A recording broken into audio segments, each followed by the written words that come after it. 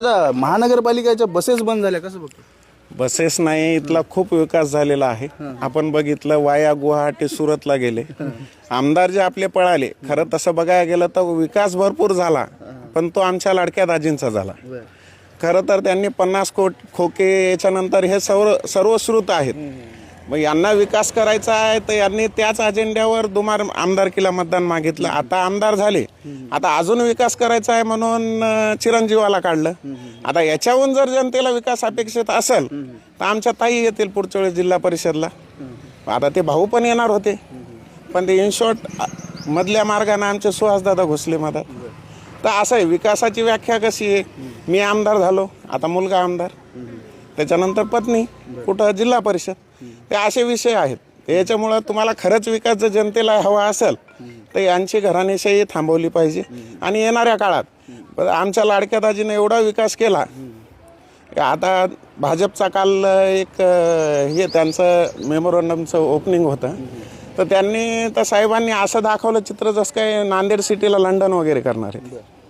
म्हणजे बाहेरच्या धर्तीवर, इंदोरच्या धर्तीवर नांदेड महानगरपालिकेचा विकास. आता साहेब विसरले, तुम्ही जाऊन कदाचित एखादा चिमटा घेऊन या. कारण अगोदरची महानगरपालिका ही चव्हाण साहेबांकडेच होती आणि ते स्पष्ट बहुमताने होती. आणि काँग्रेस इथलंच नाही, मराठवाड्यातलं कोण चालवत गेलं? अशोक चव्हाण. आता चव्हाण साहेबांना यांच्याहून जर उपर अनेक विकास करायचा असेल तर परत एकदा महानगरपालिका द्या. आणि ते सामान्य प्रश्न तुम्हाला सांगतो, कचऱ्याचा प्रश्न आणि स्वच्छतागृहाचा विषय काढला. साहेब पूर्ण तुम्ही टोटल 20च्या 20 वार्ड फिरा, स्वच्छतागृहाची कुठंही तीच अवेल नाही. महिलांचा प्रश्न तोच, पुरुषांना कुठं जायचं असेल तरी तीच अडचण. आणि हे सामान्य प्रश्न जर सुटत नसतील तर यांना वारंवार सत्ता कशाला हवी? ते यांचा प्रायव्हेट विकास करेल. तुम्ही देखील शिवसैनिक कोण आहात, ते देखील शिवसैनिक कोण आहेत? कोणाची शिवसेना खरी? शिवसेना तर जनता ठरवेल येणाऱ्या काळात. आता यांची सत्ता आहे तर यांच्याच मनासारखं चाललंय. आता अगोदर माहोल झाला, जिल्हा परिषदेच्या होतील, यांच्या मनात आलं ठीक आहे बाबा, पैसे नाही पोहोचले, कुठले पोहोचले? घरात पाणी गेलेले पैसे पोहोचले कुणाच्या खात्यावर?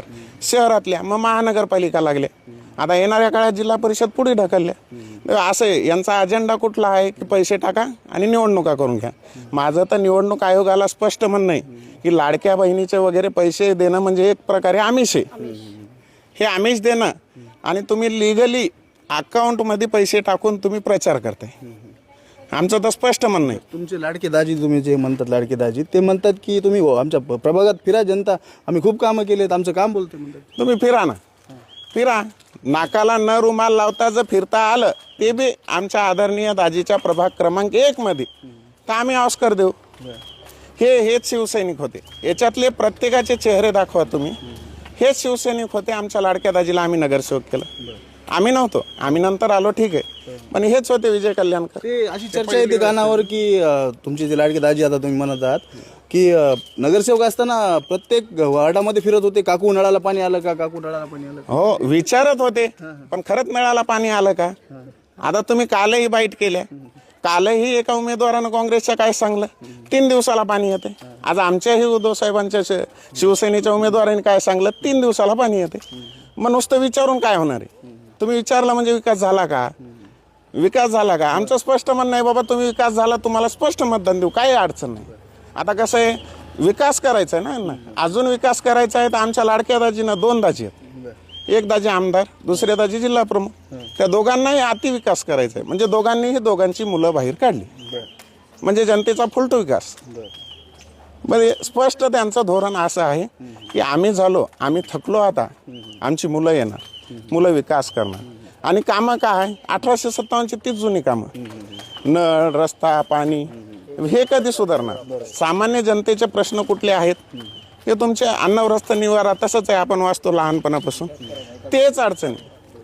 मुलांना फिरायला जागा नाहीत, शाळेंची अवस्था बंदच पडत आल्या, तर म्हणजे कुठलेच नाही. हे समोर बघा शाळेचे, म्हणजे शाळेंना उपलब्ध ग्राउंड नाहीत आणि कचऱ्याचा प्रश्न आहे. अशा प्रत्येक अडचणी. आणि अगोदर कसं आहे, आमच्या दाजीला नगरसेवक केलं, ते फिरतात, फिरांची खूप सवय, त्याच्यामुळं त्यांना अजून विकास करायचा याच्यावर. तो 2दा आमदार झाले, आता एकदा मुलगा आमदार झाला की महापौर वगैरे करतील. मग त्याच्यानंतर जिल्हा प्रमुखाचा येईल, त्यांना स्थायी समिती, मग त्याच्यानंतर तुम्ही विकास फक्त बघा. मग ते तसंच आहे. आता लोकांना जनतेना भांडणं दाखवायची. आता शिवसेना त्यांची शिंदे गट, भाजप आणि राष्ट्रवादी हे सत्तेत एकत्र आणि इथे येऊन भांडणं. मग तिघांनाही विकास करायचे ना, तर तुम्ही काय करणार? आणि नेमकं विकास म्हणजे कुणाचा? माझं स्पष्ट म्हणणं आहे की बाबा तुमच्या घरी उमेदवाऱ्या दिल्या.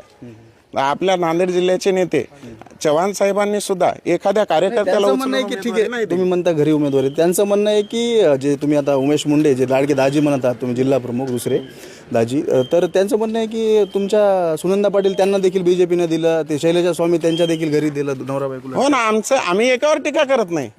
हे सत्य लावून त्यांच्या बाजूला खुर्ची टाकून बसलेच ना. दोघांनाही पाडा. आमचे उमेदवार सर्वसामान्य. घराणेशाही मोडीत काढली का? हो, आमचे सर्वसामान्य उमेदवार आहेत ना. आमचे विजयराव कल्याणकर असतील, ते रस्त्यावर राहतात. हे आमचे शिवसैनिकांच्या पत्नी आता, हे बहीण आहेत. हे उमेदवार आमचे हे रविभाऊ, हे युवा सेनेचे पदाधिकारी आहेत.